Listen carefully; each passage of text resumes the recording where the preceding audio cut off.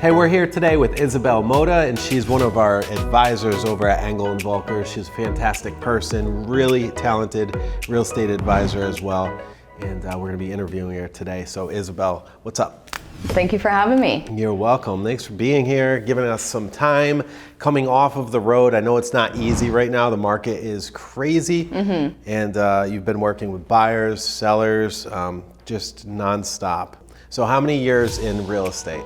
So just about a year and a half. So going into 2 years in next February. So Wow. Yeah, not too long. 2 years. It's not too long, but you've already gone past where like 87% of people actually go past, because I heard a statistic like 80 to 90% of folks go in, they take the exam, they don't pass, and they just walk away. Yep. And then there's also that other crowd that goes in and starts and doesn't move forward after their first few months.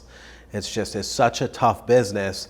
So being almost 2 years in the business, what was your first 6 months or what was your first year like in real estate? Yeah, so I feel like it's broken up into like two segments almost. It was like you said, like I fell into that first group first where it's like I got my license, got into a brokerage and just did not move forward. And it was like, that was for about 6 months. And then as soon as I joined onto the team, it was like, just blew past everything. Like I feel like in a span of like 6 months, I learned everything that there was to learn about real estate. Like I make this joke that I didn't even know what a boiler was going into real estate. And it's like to not even know what that was and then to be able to know almost every facet about a house.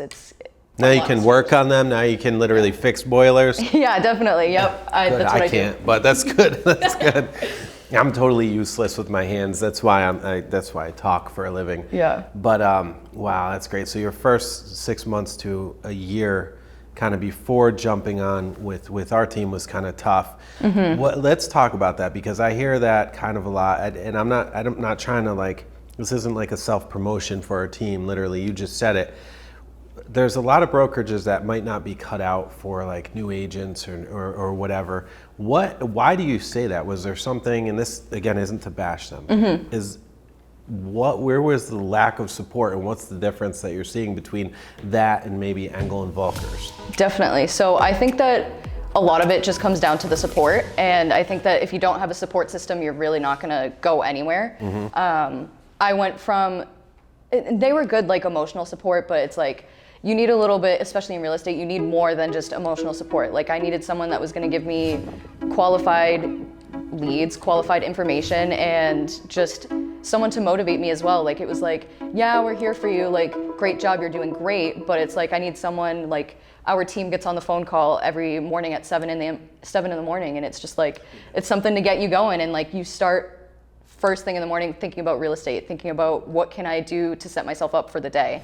And I feel like that was just the biggest thing, like not having someone push me as much as I was gonna push myself. And as far as I wanted to go, I still couldn't figure out even how to call a lead.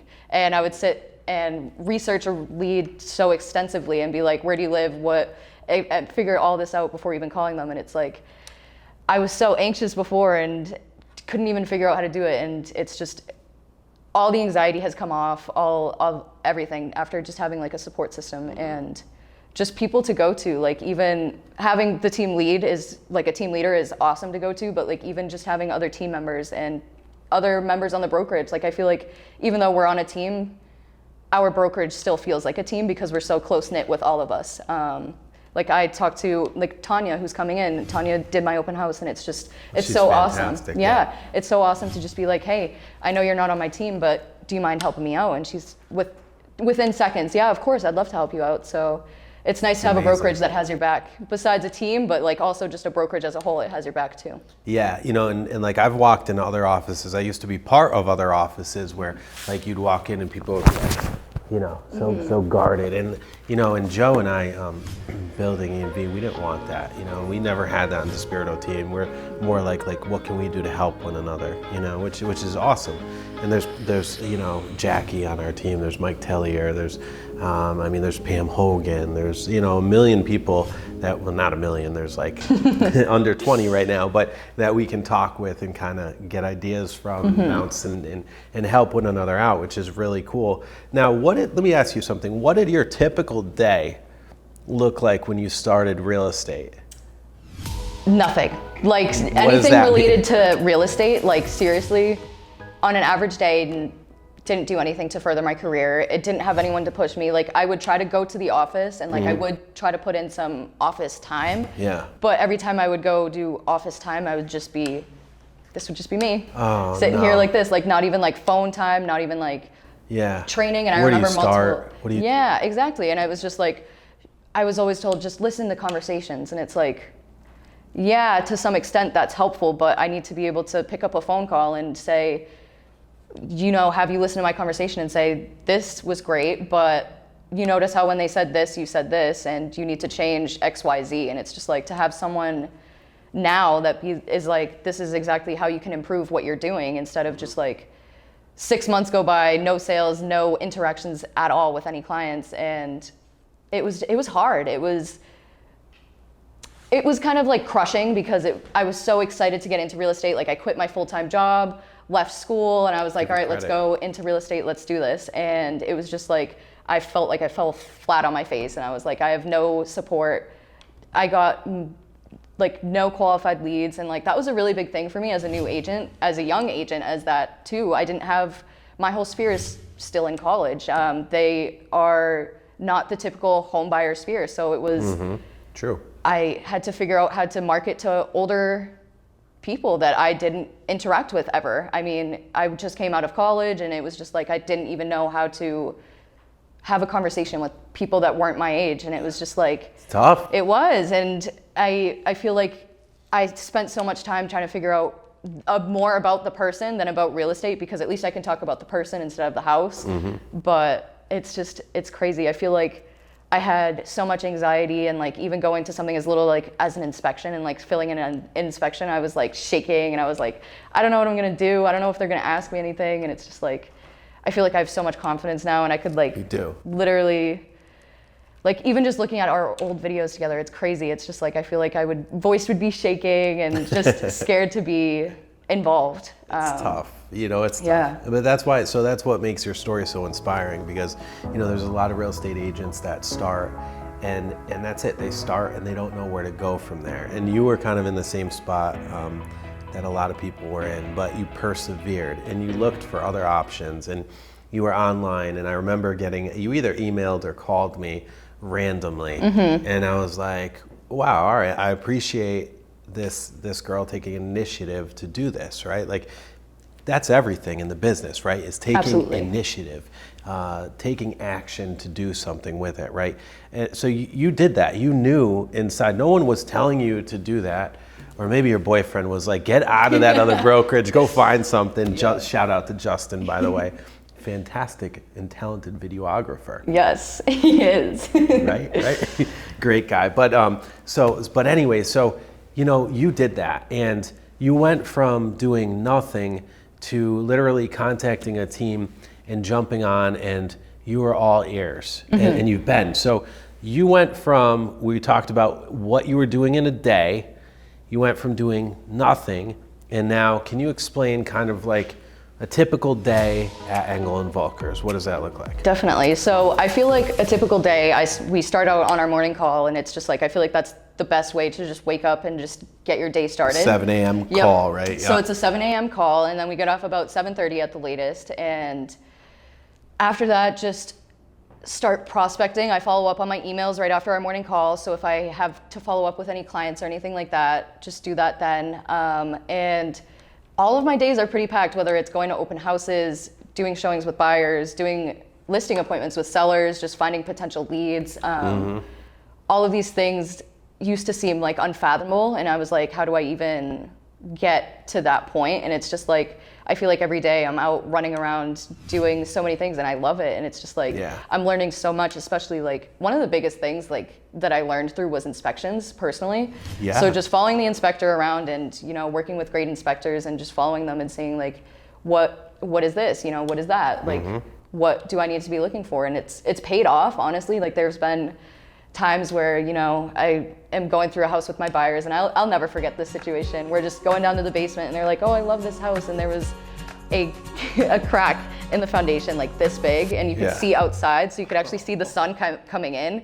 And they were like, what is that? And I was like, that's just a foundation crack. But like before, I would be like, I have no clue. An earthquake? Right. Like, but it's just like, it's like little things like that, like figuring out that's from settling. Like that's, it's just learning. Like, I feel like I've just learned so much. And just even in my day to day, like doing so many open houses, like, yeah, I did open houses before, but they weren't as involved and as strategic. Like, I feel like our brokerage is very strategic with our open houses.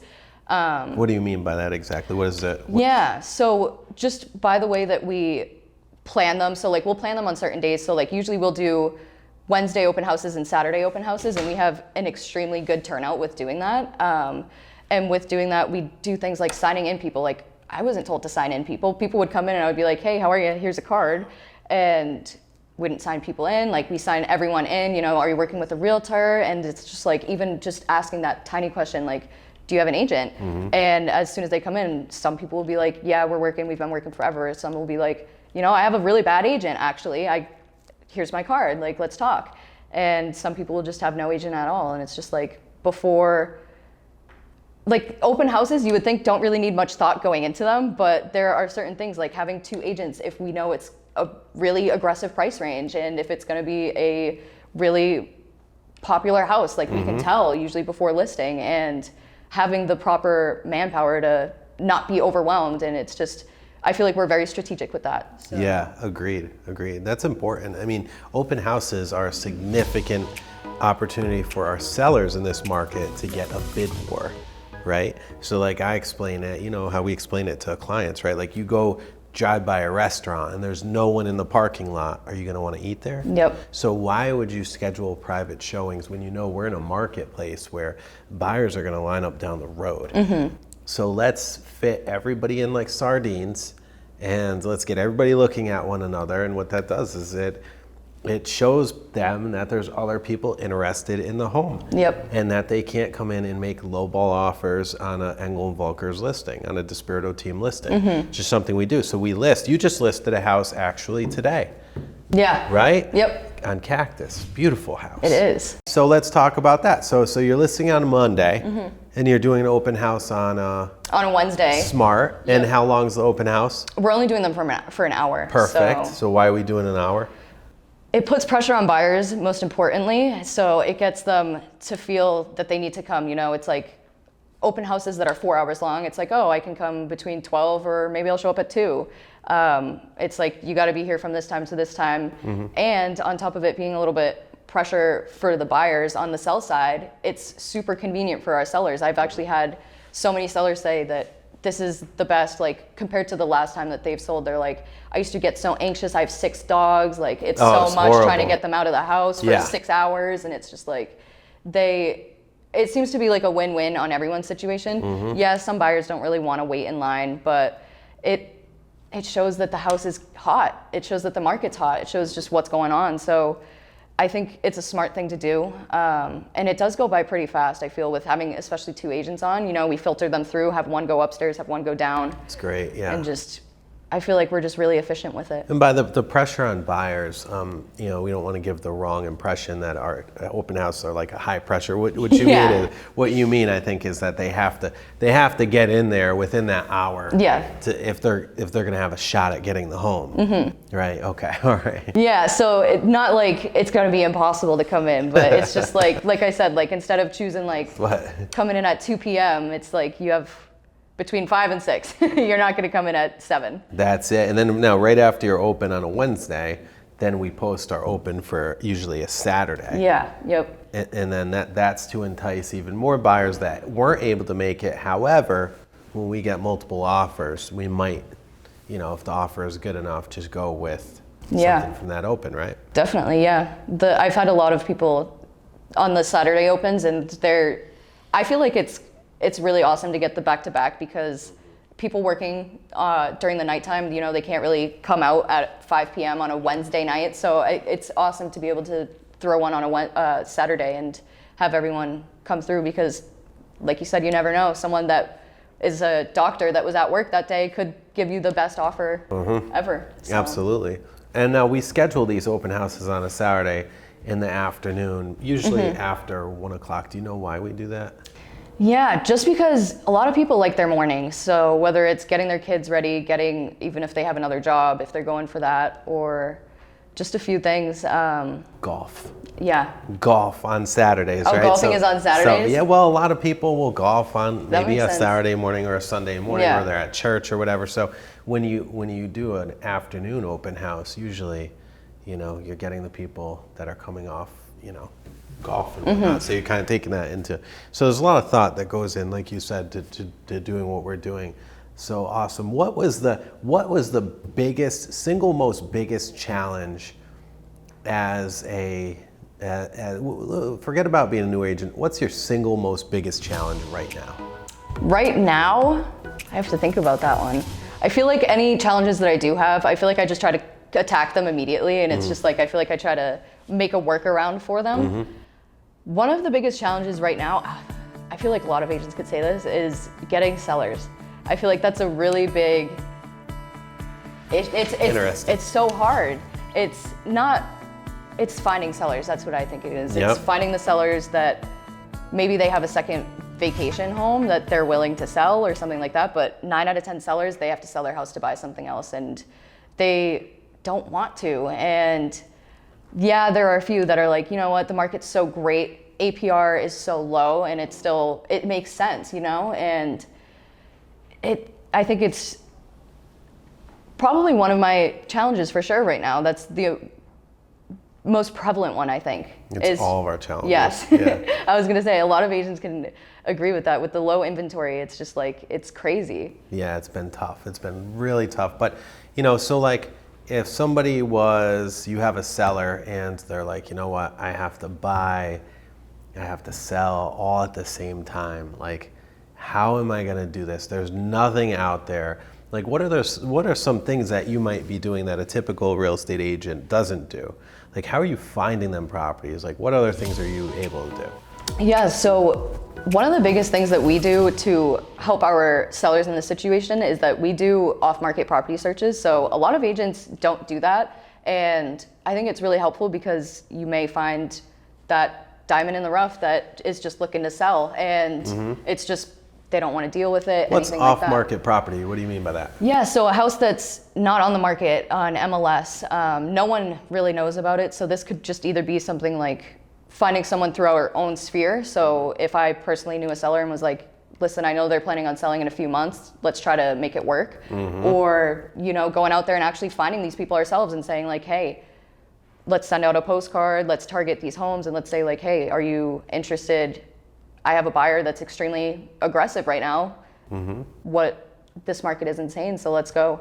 And I feel like a lot of people aren't doing that. All of that stuff. So people that have tried selling their house in the past that they just couldn't get it to work, whether it be like withdrawn, expireds, just saying, hey, I know that you were trying to sell a few months ago, saw that it never happened. We have an extremely aggressive buyer. Let's get them in there. Let's talk.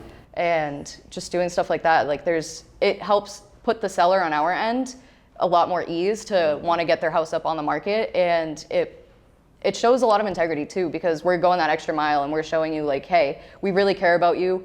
Yeah, you can see what's on the market and there's nothing on the market. Yeah. Let's show you what's off the market. And we've had some success. Courtney has had some success with that. She has landed, she actually did that a few weeks ago. That was awesome. But whether it's through your sphere or just getting out there and literally knocking on these doors, like we're gonna work for our buyers and our sellers. Targeted doors too. So we don't go out and just knock on, random doors. Like I made that mistake when I first started, and I think a lot of real estate agents are like, they're like, yeah, I'm gonna go door knock, and then they go out and they hit neighborhoods and no one answers the doors anymore. Like, and if they're not answering the doors, they might answer the door, they might slam the door in your face.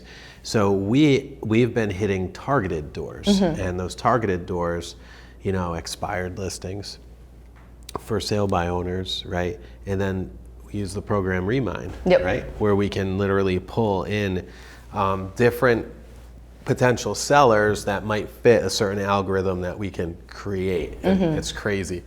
So that's been super successful too with the off-market properties, right? It has, yeah. Remine's a huge help. It, like, just targeting, it shows you, like, this house has low chances of selling in this market right now, and we look for the ones that are medium or high, and Exactly. they have a good turnout, so. I went and I don't use Remine near as much as I should, right? So I pulled it up one day. I was like, I'm gonna test this thing out, right?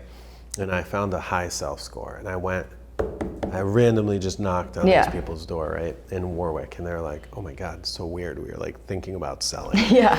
And it's almost creepy, right? And it takes all sorts of data from consumer data, you know, how much they spend on credit cards, are they empty nesters, whatever it is, millions of data points, and figures out who might be a good fit.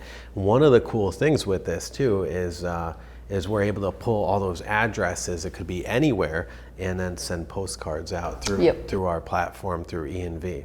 Upload, send out the postcards, crazy. Let's talk about the World app. Yeah. Right, so the World app through ENV, like what were your thoughts when you originally saw that?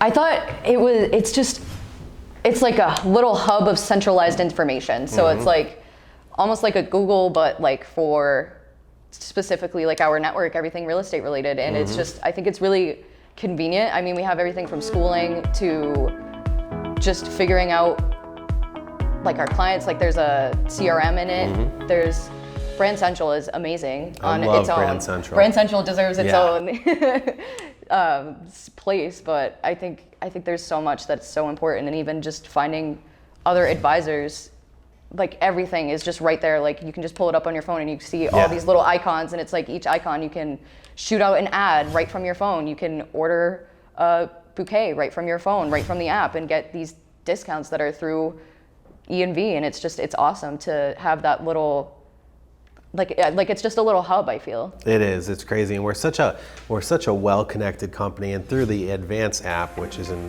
the World app, right? So the World app, by the way, is literally, it's our programs, our dashboard, a single sign-in, and you sign in once, and then you've got access to maybe 100 different icons of stuff, all different tools, different things from, you know, CMA creation tools to listing appointment creation tools, digital listing appointments. We have the Max program, which allows you to figure out exactly who and where to target your listings to. So when you're walking into a listing appointment, you say, hey, look, this is gonna hit the most amount of people, this is going to hit the second most amount of buyers, this is going to hit, so we're going to spend our money marketing here. In addition to that, you can edit your website, you can do all that.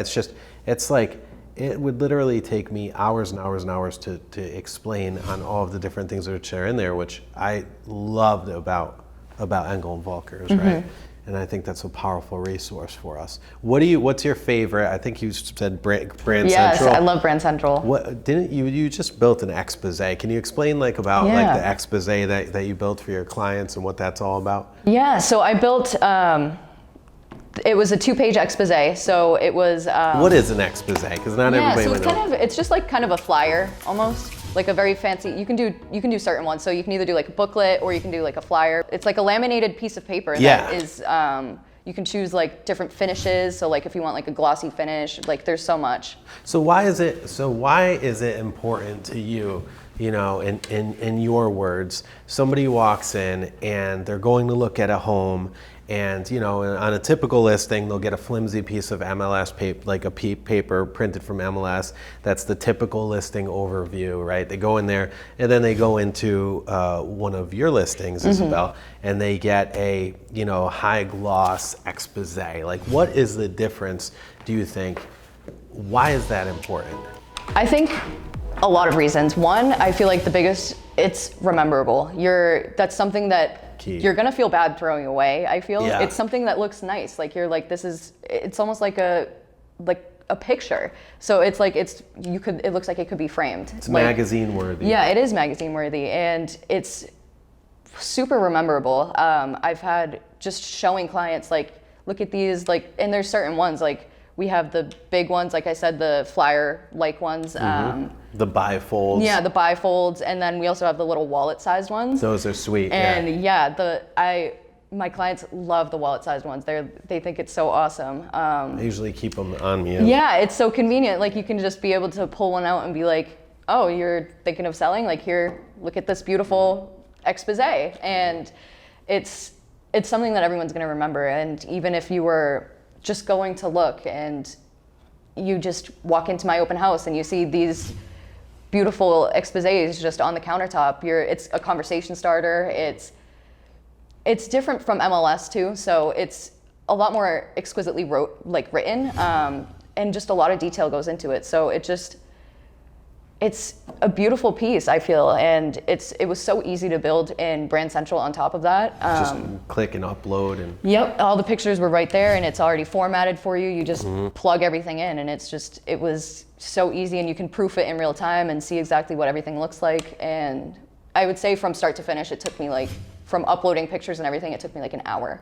For your first time on there. Yeah. Yep. And that's coming up with everything too. Yeah. So what I love about it too, and I think a lot of agents can understand this, is you don't have to go into Canva. You don't have to go into any third-party things.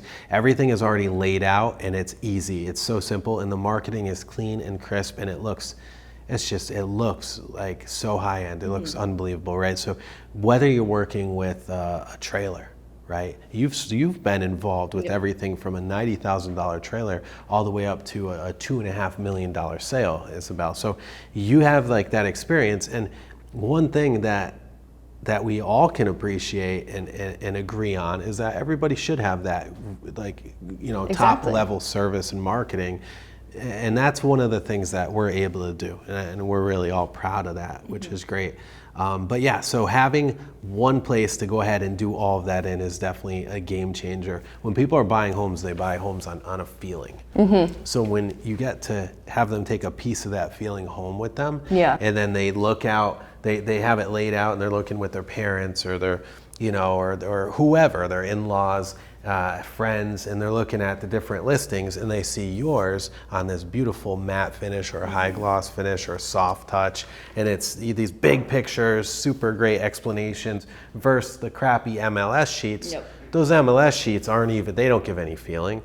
This feels like home. They always go out and see so many houses in a day. It's so rare that they just see one house in a day. So it's just what do we remember about this house? Oh, that was the house that, look how beautiful this is. This is the one that was right by Roger Williams Park. I remember that and it just gives you something to remember, and it's just it's a lasting impression versus half of the MLS sheets that are printed in black and white. Yeah. So it helps you visualize it. It brings it to life for sure. Definitely, and for the agents, again, they don't have to spend all the time trying to recreate the wheel if they are making their own. I remember, and I don't want to beat this topic down, but I remember I had a listing in the residences, right? I had a penthouse listing, and we were at another brokerage, great brokerage, but didn't focus on that level of listings, right? And it was over $1 million, right? And I put together an expose, right? But I had to have a third-party designer put it together. Oh yeah. The design cost me $250, and then I had to have 50 of these things printed and express shipped and all that stuff. I was $350 into these flyers, by the time it was done, and hours and hours and hours and back and forth and all that. So being able to cut that minutiae out of our daily work routine is absolutely huge. And just so helpful. It is. And I want to leave you with this because I think you'll appreciate this. We had this house in Barrington, right? We listed, and we had a very short turnaround time to get the photos done, to get everything on. They wanted their house on the market within days, right? So we got the photos, got everything. Immediately we went on, made the exposés. I ordered them, I express shipped them, and I was able to arrange for it to drop ship right for our servicing agent, right for Mike Tellier. As he was walking into the open house, wow. They got drop shipped. We timed it with the company, all of that, and it was flawless. Our clients were blown away by it. We sold the house that day for $25,000 over what the previous brokerage before Engel Völkers had it 2 weeks before, which is nuts. That is crazy. Yeah. Sorry. So Isabel, you got a very inspiring story. You offer a ton of value to your clients, to the DiSpirito team, and to Engel Völkers. We're very proud of you. What is one Like if you had to, as a takeaway, like somebody like watching your career unfold, somebody who's newer into the business, what is one piece of advice that you could give them, you know, so that they don't have to lose hope, so that they can know like, hey, maybe this is a great career? I think my one piece of advice is find a support system, and going beyond that, find one that believes in you and that's going to push you. I feel like that's the biggest thing, because anyone can say like, yeah, we're here for you, but is it what you need? Like, I feel like a big piece for me that really helps me like figure out what brokerage I need to go to next and which landed me with you guys was I came up with what am I lacking and what am I doing good in, and just figuring out what do I need more support in. And everything was, I needed someone to, like a mentor almost, just have a mentor, just have someone to guide me and just give me help and answer any of my questions. You know, I used to feel like a burden just being like, hey, what does this mean? You know, what is a high efficiency boiler? What does that mean? And I would feel like such a burden for asking something so little. And it's just like, I feel like I could call at 3 a.m. if it was a pressing issue, and you would be like, what do we need to do? Yeah. What's going on? And it's just like, without a support system, I really don't think that I would have continued going, truthfully. Wow. You know, if it was just by myself and I got into, say I left my old brokerage and I went into one that was just the same, I would probably be like, real estate sucks. Like, yeah. why am I in this job? But it's just like, it's so amazing. And it's like 2 different careers almost, being with someone that doesn't give you support and one that does. So awesome, yeah. That is probably my biggest piece. Cool. Great. Well, thank you, Isabel. Again, of course. Keep crushing it out there. Thank you. Appreciate you. And we hope you enjoyed this video. If you want to reach Isabel, she is very easy to reach. You can go ahead and just go to eastgreenwich.evrealestate.com and go through our advisors and scroll and go ahead and go to Isabel's profile. Awesome. Thanks. Take care, guys. Thank you, guys.